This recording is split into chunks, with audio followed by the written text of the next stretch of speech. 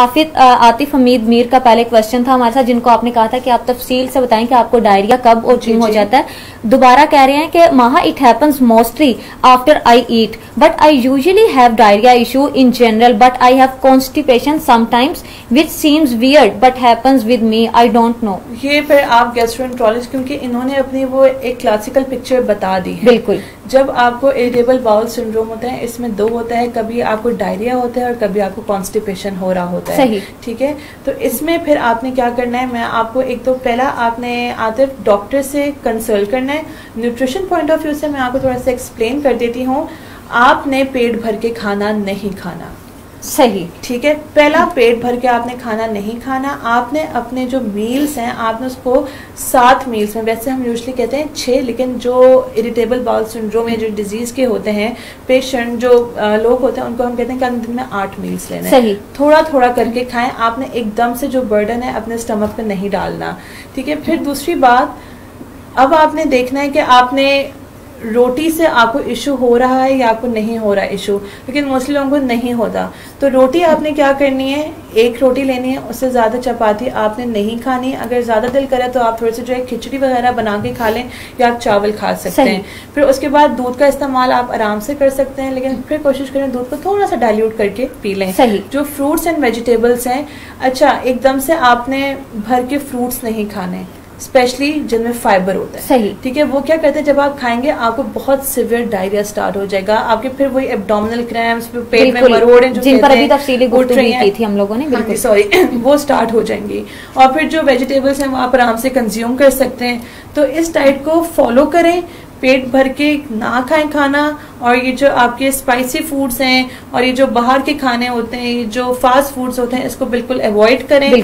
जो घर में पका है वो खाएं आराम से, लेकिन फिर बात है छोटे छोटे पोर्शंस में। और खाना खा के फौरन नहीं सो जाना, खाना खा के फौरन नहीं लेना। बिल्कुल जी, माहा बड़ी अच्छी इन्होंने अपना मतलब मान भी लिया। अभी आप जो बात कर रही थी कि बहुत ज्यादा भर के आपने खाना नहीं खाना, तो उन्होंने कॉमेंट भी कर दिया है कि आई ईट टू मच, आई अग्री। तभी बिल्कुल ये आप इसको डिवाइड कर लें, इस ही मील को आप 3 में डिवाइड कर लें।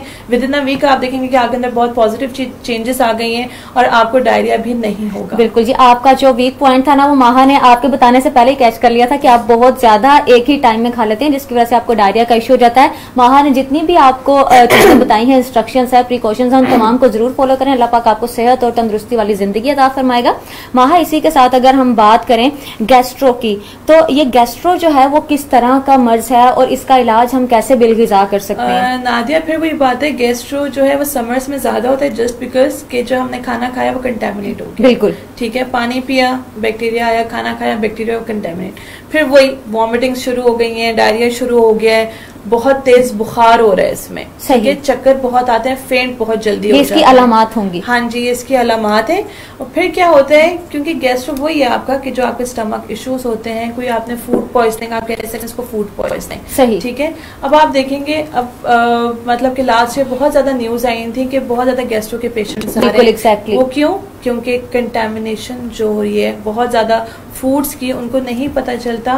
मोस्टली जो फूड्स होते हैं कंटेमिनेटेड, उसमें ना आपको स्मेल आती है, ना ही आपको उसमें कोई उसका जो फूड का कलर है, जो खाने का कलर है, वो उसकी जो कलर कहते हैं उसमें चेंजेस होती हैं। ठीक है, वो आपको बिल्कुल नॉर्मल लग रहा होता है, वो आप खा लेते हैं। पानी जो है वो आप पी लेते हैं। ठीक है, सीवेज का पानी अगर कहते हैं तो उसमें कहते हैं कि जी बैक्टीरिया वगैरह आ जाते हैं, तो आप पियेंगे पानी तो प्रॉब्लम्स होना शुरू हो जाएंगी। तो फिर वही बात है, मैं एक बात अब बहुत क्लियरली बताना चाह रही हूँ कि खुदा ना ख्वास्ता अगर किसी को डायरिया हुआ है, ठीक है, या किसी को टाइफाइड हुआ है, आपने जो है 3 से 4 दिन तक कोशिश करें आपने रोटी नहीं खाने। सही। ठीक है, आपने बिल्कुल अपने जो इंटेस्टाइन्स हैं, जो आपका स्टमक है, आपने उसको बिल्कुल लाइट रखना है।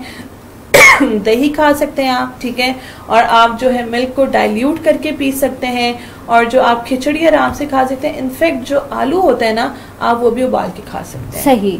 बिल्कुल जो लो डाइट है, फाइबर आपने नहीं लेना, जिस तरह मैं पहले बता चुकी हूँ। अक्सर होता है ना मतलब क्या कहते हैं, जब वेट लॉस करना होता है या जो कार्डिक पेशेंट्स होते हैं, जो जिनको कॉर्नरी हार्ट डिजीज होती है, तो वो कहते हैं जी आप फाइबर खाएं। फाइबर बहुत अच्छा होता है, कोलेस्ट्रॉल कम करने में हेल्प करता है, लेकिन इन कंडीशंस में हम फाइबर नहीं देते। अच्छा, अब बात आ गई है डायरिया की। ठीक है, डायरिया में सबसे इम्पोर्टेंट ना कुछ भी नहीं, आपने निमकोल बना के घर में पीना है। ठीक है, जो नादिया मैंने आपको बताया था कि लीमू पानी जो हम नॉर्मली अपने साथ रखते हैं, उसमें आपने चीनी नहीं डालनी। उसमें तो लोग भर के चीनी डाल लेते हैं, नहीं, और उसका भी फायदा नहीं है, उसका फायदा नहीं है। उससे क्या होगा, एक जगह तो ठीक है आपका वो थकावट वगैरह कम हो जाएगी, जो इलेक्ट्रोलाइट्स निकले हैं वो सही हो जाएंगे। दूसरी जगह आपको एसिडिटी बहुत शुरू हो जाएगी, क्योंकि चीनी बहुत एसिडिटी कॉज करता है। ठीक है, और दूसरी बात ये जो टाइफॉइड की, मैंने टाइफॉइड की बात की थी। अच्छा, टाइफॉइड और डायरिया, सॉरी, ब्रेड डाइट हम इसमें देते हैं। ठीक है, ब्रेड, BRAT। ठीक है, बिफोर हमने देखा है जी उसको डायरिया हुआ है, तो क्या हम उसको बनाना जो है वो दे रहे हैं, उसको मैश करके दे रहे हैं। तो बिफोर बनाना, ये याद रखना है आपने, bread BRAT, A for Apple, सही, ठीक है, बनाना। अच्छा, फिर क्या होते हैं, R फॉर राइस और T फॉर टोस्ट, सही। ये आपने 4 चीजें देनी है जब आपको डायरिया है। ठीक है, टाइफॉइड है तो कोशिश करें यही 4 चीजें दें। फिर बात है कि आपने फौरन जो ब्रेड है कंडीशन पे डिपेंड करना है। अगर बहुत सिवियरिटी है तब आपने ब्रेड नहीं देनी। टाइफॉइड की सूरत में अगर आप देख रहे हैं कि हाँ जी आहिस्ता आहिस्ता वो कह रहे हैं खुद मरीज कि मेरे अंदर एनर्जी नहीं आ रही है, तब आप उसको रोटी आधी करके दे सकते हैं। और एकदम से जब आप एक रिकवरी फेज में होते हैं, न्यूट्रिशन में जब हम बात करते हैं, प्रोग्रेसिव डाइट की बात करते हैं, क्लियर लिक्विड से बात करते हैं और हम सॉलिड डाइट पे जाते हैं। सही। आपने क्या करना है, 3 वाले से रोटी स्टार्ट करनी है और फिर उसके बाद आहिस्ता आहिस्ता एक रोटी पे आ जाना। सही। माहा, इसी के साथ वारिस अली साइम कादरी साहब हमारे साथ कह रहे हैं कि मैदा की सोजिश और दर्द के लिए कोई मेडिसिन बता दें या फिर कोई ऐसी गिजा बता दें जिसके साथ मेरा ये प्रॉब्लम जो है वो हल हो जाए। अच्छा, इनको अल्सर का इशू, मैदा की सोजिश है और दर्द है। ठीक है, अब आपने इनको इसका मतलब गैस्ट्राइटिस हो रहा है। ठीक है, मेडिसिन की जो बात है डॉक्टर से कंसल्ट करेंगे। मेडिसिन वो बताएंगे, जहाँ पे हम इस प्लेटफॉर्म में बैठे हम आपको न्यूट्रिशन बताएंगे, ग़िज़ा से आप किस तरह ठीक कर सकते हैं।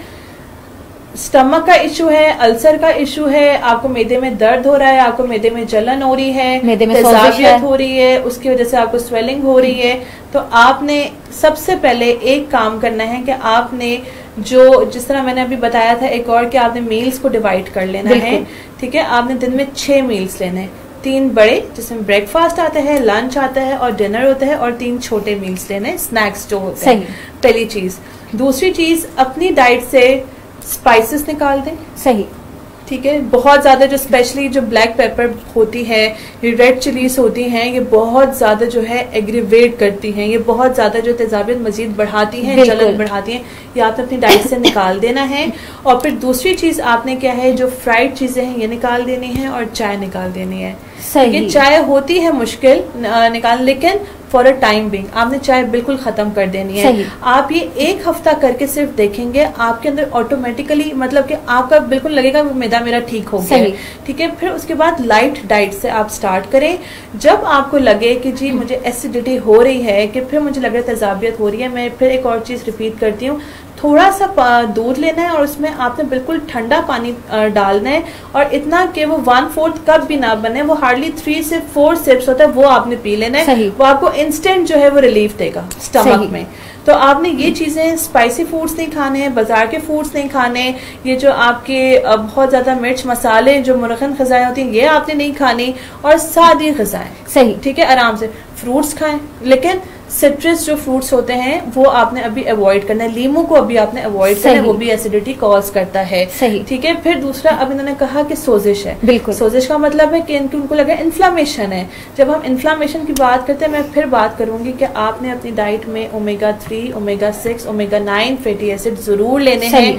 इनका स्पेशली जो omega-6 है, जिसमें आपके वॉलनट्स आ जाते हैं, इसमें आपके आलमंड्स आ जाते हैं, और आगे मुख्तलिफ किस्म के जो हेल्दी ऑयल्स होते हैं, omega-3 जो मिला के इसमें आपका ऑलिव ऑयल आ जाता है, इसमें आपका जो है cotton seed oil, sunflower oil और सरसों का तेल ये आ जाता है। ये आप ना कोशिश करें इसमें अपने खाने पकाएं। जब ऑलिव ऑयल की बात करेंगे ना, तो आपने क्या करना है, नॉन स्टिक फ्राई पैन में थोड़ा सा ऑयल डालें, खाना आपका बन जाएगा।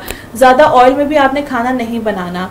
ठीक है, तो फिर क्या होगा, आहिस्ता आहिस्ता आपकी खुद ही जो है मैदे के इश्यूज सॉल्व होते जाएंगे। और यहीं पे ऑलिव ऑयल की जो माह बात करिए, वो खाना पकाने वाला ऑलिव ऑयल बिल्कुल, वो आपने कोशिश करना है, जो एक्स्ट्रा वर्जिन ऑलिव ऑयल होता है ये आपको ना सिर्फ स्प्रिंकल करने के लिए इस्तेमाल होता है। सही। हसन रसूल साहब हैं, अस्सलाम वालेकुम। वालेकुम अस्सलाम। हसन पूछ रहे हैं कि स्टमक में इनके जलन रहती है, राइजिक कैप्सूल्स खा रहे हैं ये जलन को खत्म करने के लिए, तो कह रहे हैं जब मैं कैप्सूल खा लेता हूँ तो जलन ठीक हो जाती है, लेकिन जैसे ही कैप्सूल की टाइमिंग खत्म होती है और नेक्स्ट जो डोज का टाइम हो जाता है तो स्टमक में जलन दोबारा स्टार्ट हो जाती है, और साथ साथ इनको कॉन्स्टिपेशन का इश्यू भी बहुत ज्यादा रहता है। अच्छा। तो कोई ऐसी चीज, कोई ऐसी ग़िज़ा बताएं कि कैप्सूल से इनकी जान छूट जाए। अच्छा, इनसे थोड़ा सा पूछेंगे इनकी डाइट क्या है। सही, ठीक है, क्योंकि इनकी वही क्लासिकल पिक्चर आ रही है, इनको एसिडिटी का इशू है, इनको गैस्ट्राइटिस का इशू है। सही। अपनी डाइटरी हैबिट्स चेंज करेंगे। जो कैप्सूल ये बता रहे हैं ये मतलब कि यूजुअली वही खाते हैं कि जिनको मतलब कि मैदे का इशू होता है, डॉक्टर्स इनको रेकमेंड करते हैं।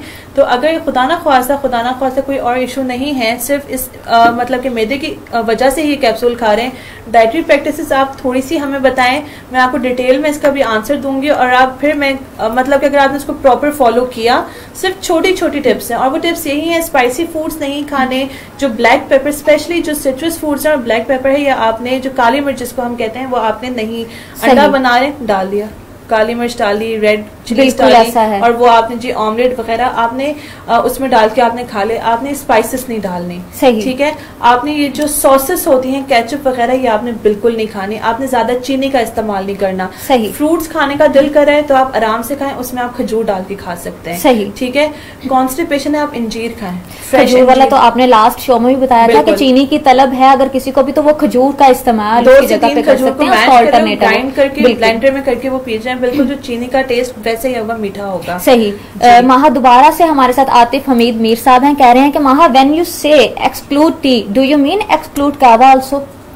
फिर से क्वेश्चन का रिपीट पूछ रहे हैं कि अगर आपने ये कह दिया कि चाय को अवॉइड कर दें स्टमक के जो पेशेंट्स हैं, तो इसमें ये भी है कि कावा भी वो छोड़ दें? नहीं, मैंने चाय की बात की है, ठीक है, जिसमें कैफीन वगैरह टैनिन्स वगैरह होते हैं, उसके कहवा जो है वो आप पी सकते हैं, क्योंकि वो डाइजेशन में आपको प्रोमोट, वो हेल्प करता है, वो इट एड्स मतलब कि डाइजेशन की तरफ आपको लेके जाता है, तो कावा आप जरूर पी सकते हैं। फिर बात उसमें अगर आपने वो नहीं डालना, क्या कहते हैं, चीनी वगैरह नहीं डालना। सही। तो वहाँ उसकी जगह पे ये नमक या कुछ लोग अदरक इस्तेमाल करते हैं, अदरक आप डाल सकते हैं, अगर आपका दिल कर है तो आप आराम से उसको पी लें, लेकिन मतलब चीनी वगैरह नहीं डालनी। और जो चाय, ये मैंने उनके लिए कहा है जो बहुत, जिनको सिवियर एसिडिटी है, जिनको बहुत अल्सर का इशू है, जिनको हार्ट बर्न, क्योंकि आतिफ साहब को भी हमने कहा था कि अवॉइड कर दें चाय को अपनी ग़िज़ा में से। इसी के साथ इंशा हाथ साहब हैं, कह रहे हैं कि रमजान जब से खत्म हुआ है इनको पेट में ऐसा फील होता है कि जैसे पेट में हवा भरी हुई है, तो इस तरह क्यों है? क्या कोई ये मैदे का मसला है या कोई और मसला है? बिल्कुल स्टमक का इशू है, वो इस वजह से, क्योंकि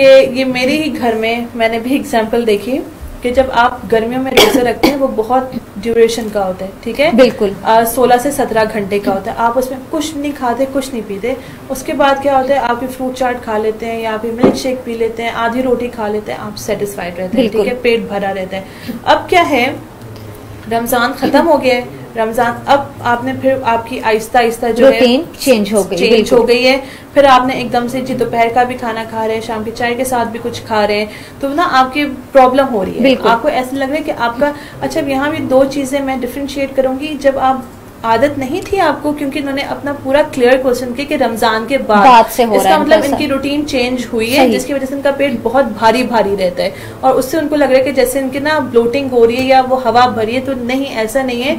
आपका जो पेट है वो आपको एक्सट्रीम वो भारी इसलिए लग रहा है क्योंकि आप बैक टू रूटीन आ गए हैं। सही। मैं फिर कह रही हूँ, जिनको इशू है या नहीं है, कोशिश करें रात के खाने में और सुबह नाश्ते में आपने जी 10 घंटे का वक्फा लाजमी देना है, और आपने उसमें कुछ खाना पीना नहीं है, सिर्फ आप पानी पी सकते हैं, या अगर दिल करे तो आप ग्रीन टी पी सकते हैं, या जो हर्ब्स की टी आती है आप वो पी सकते हैं। लेकिन जो खाना है, मतलब कि इनफैक्ट कोशिश करें फ्रूट्स भी ना लें, ठीक है, कोशिश करें आप बिल्कुल खाली पेट रहें। देखिएगा खुद ही कि जो आपकी बॉडी ऑटोमेटिकली जो है वो आपकी बॉडी से जो टॉक्सिन्स है वो रिलीज होते सही, और आपको आराम आना शुरू हो गया है। माहा हमारे साथ मोहम्मद वासिफ जहांगीर साहब हैं, कह रहे हैं कि कॉन्स्टिपेशन का जो इशू है उसका ट्रीटमेंट बता दें कि कैसे इससे जान छुड़ाई जा सकती है कि मैदे का मसला भी ना हो, कॉन्स्टिपेशन के साथ इनको स्टमक में भी पेन होना स्टार्ट हो जाती है। बिल्कुल होता है ऐसे, जब कॉन्स्टिपेशन बहुत ज्यादा रहना शुरू हो जाता है तो आपके जो है ना पेट में दर्द शुरू हो जाता है, और आपको ना पेट भारी लगता है। सही है, और स्पेशली जो मेदे से और जो लोअर एब्डोमेन उसके बीच में जो हिस्सा है वो बहुत स्टिफ भी आपको लगता है। इसमें आपने सबसे पहले बताना है, आपने हमें अपना कि दिन में आप कितना खाते हैं। सही, ठीक है। जब कॉन्स्टिपेशन की बात आती है तो हम सबसे पहले क्लाइंट से ये पूछते हैं कि आप रोटी खाते हैं या आप नहीं खाते। ठीक है, तो कौन सी रोटी आप खाते हैं। कुछ लोग होते हैं जो आता है मैदा आता है उसकी रोटी, जी हम तो रोटी खाते हैं, वो रोटी नहीं होती है। आपने बेच छने आटे की रोटी खानी है। आपने जिनको कॉन्स्टिपेशन स्पेशली होता है तो आपने क्या करना, हमको होल व्हीट ब्रेड देते हैं, हमको ब्राउन ब्रेड देते हैं ताकि मैक्सिमम जो फाइबर जाएगा, कॉन्स्टिपेशन जो है वो रिलीव होता है उससे। फिर दूसरा फ्रूट्स की बात करते हैं तो फुल ऑफ फाइबर्स। ठीक है, अब फाइबर्स का क्या है, उसमें आप आड़ू खाएं, बेस्ट मौसम आ रहा है आजकल। सही, बिल्कुल जी। अमरूद आ रहे हैं, आप वो जरूर खाएं, लेकिन फिर उसको कोशिश करें एज अ होल खाएं। जूस मतलब के बनाने की या उसमें कुछ चीजें डालने की कोई जरूरत नहीं। आप आराम से दिन में आपने 2 आड़ू और ऑल्टरनेट डेज रख लें, एक दिन में 2 आड़ू और एक दिन में 2 अमरूद, या एक दिन में 1 आड़ू एक दिन में 1 अमरूद, ये आप आराम से खा सकते हैं। इंजीर बहुत अच्छी है, इंजीर आप खाएं। ठीक है, कॉन्स्टिपेशन के लिए आप बता रहे हैं। सही, बहुत अच्छी है इंजीर। आप एम्प्टी स्टमक सुबह उठ रहे हैं, आप 2 खा लें। सही, ठीक है। और फिर दूसरी बात, अपनी डाइट को आपने इस तरह रखना है, दिन में 6 मील्स। जब हम लोग बिल्कुल भी नहीं खाते ना, तब भी हमें कॉन्स्टिपेशन बहुत सिवियर हो जाता है। तो आपने ये नहीं है कि आप बिल्कुल फाकी करें, क्योंकि जो लोग वेट लूज करते हैं तो मैंने देखा है कि बहुत ज्यादा उनको कॉन्स्टिपेशन है, बिल्कुल उनका पेट खाली रहे। सही, बिल्कुल ऐसा ही है जी। अच्छा, फिर दूसरा है कि आप अपनी डाइट में ओट्स लेकर आए।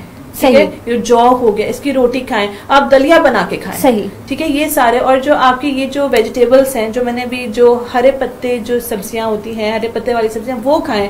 आपका बिल्कुल इंशाल्लाह जो है आपको इस प्रॉब्लम से आहिस्ता आहिस्ता अगर आप इसको फॉलो करेंगे तो विद इन, हमें जब कोई पॉजिटिव रिजल्ट देखना पड़ता है तो इट टेक्स 2 to 3 वीक्स। सही, उसमें हमें आहिस्ता आहिस्ता चेंजेस आती हैं, फिर आप एक ट्रैक पे चलना शुरू हो जाते हैं और फिर वो आपकी जो प्रॉब्लम है खुद ब खुद जो है वो सॉल्व होती जाती है। सही जी। माहा बहुत तफसील से आज का जो हमारा शो का टॉपिक है उस पर तफसीली जो है जवाबात दे रही हैं।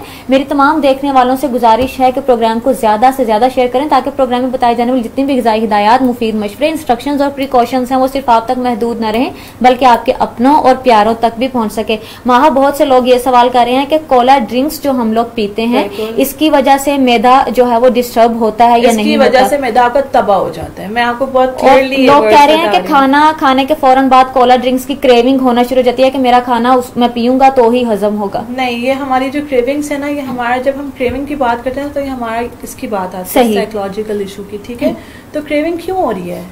ठीक है, बिल्कुल ऐसा है, क्यों हो रही है? हमने खुद को यूज टू कर लिया उस चीज के लिए। वो क्रेविंग नहीं है, वो अब आपका रूटीन का पार्ट, बिल्कुल आदत बन गई है हम लोगों की। अगर आपको नहीं मिलेगा आपको लगता है कि कुछ हो रहा है। सही, ऐसा बिल्कुल नहीं है। खाना, हम जी ड्रिंक पी रहे हैं, ठीक है, खाना हजम हो जाएगा। कैसे होगा हजम? ठीक है, इंस्टेड आप ग्रीन टी पी लें। सही, ठीक है, आप ग्रीन टी पी। कोला हमने क्यों, देखें एक और मुझे बात जो है वो मैं बताना भूल गई थी, जहन में नहीं आ रही थी। जिन लोगों को एसिडिटी बहुत होती है ना, आप उनको अक्सर नोट करें, उनके दांत बहुत खराब होते हैं।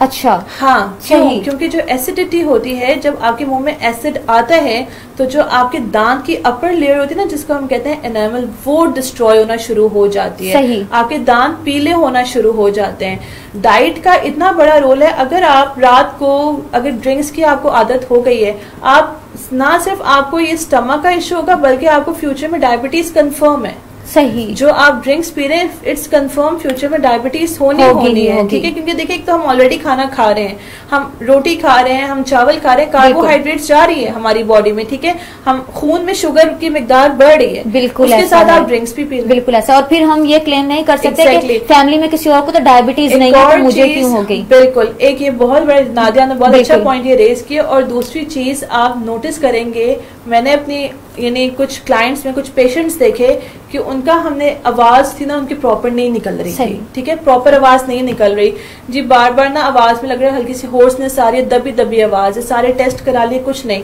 तो क्या उनका फिर रीजन निकला कि डाइटरी हैबिट्स उनकी अच्छी नहीं थी। उन्होंने मतलब अपने आप को इतना यूज टू बना लिया था फास्ट फूड्स का, ये जंक फूड का, और ये जो ड्रिंक्स की बात करें, कार्बोनेटेड ड्रिंक्स का, सोडाज का, कि इनको कांस्टेंट एसिडिटी रहना शुरू हो गई। फिर एक दिन क्या हुआ कि वो खुद बता रही हैं पेशेंट कि इतनी मुझे सिवियर एसिडिटी हुई कि मैं उठ के बैठ गई। सही। तो उससे क्या हुआ, उनका जो वोकल कॉर्ड था वो डैमेज हो गया।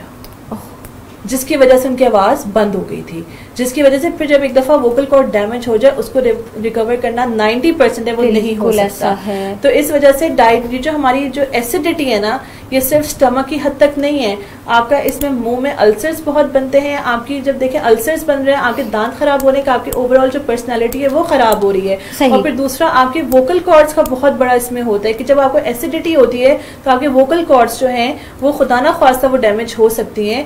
तो फिर मैं रिपीट करूंगी, रात के खाने में, सुबह के नाश्ते में 10 घंटे 9 घंटे का जरूर आपने गैप रखना है। लेट नाइट नहीं खाना। जिनको ऑलरेडी ये जो है अल्सर का प्रॉब्लम है, स्पाइसी फूड्स नहीं खाने, बेशक घर में पके हों लेकिन ना स्पाइसी खाने हैं, ना ये जो मसाले होते हैं और ये जो स्पेशली जो ब्लैक पेपर्स वगैरह होते हैं ये भी आपने अवॉइड करनी है।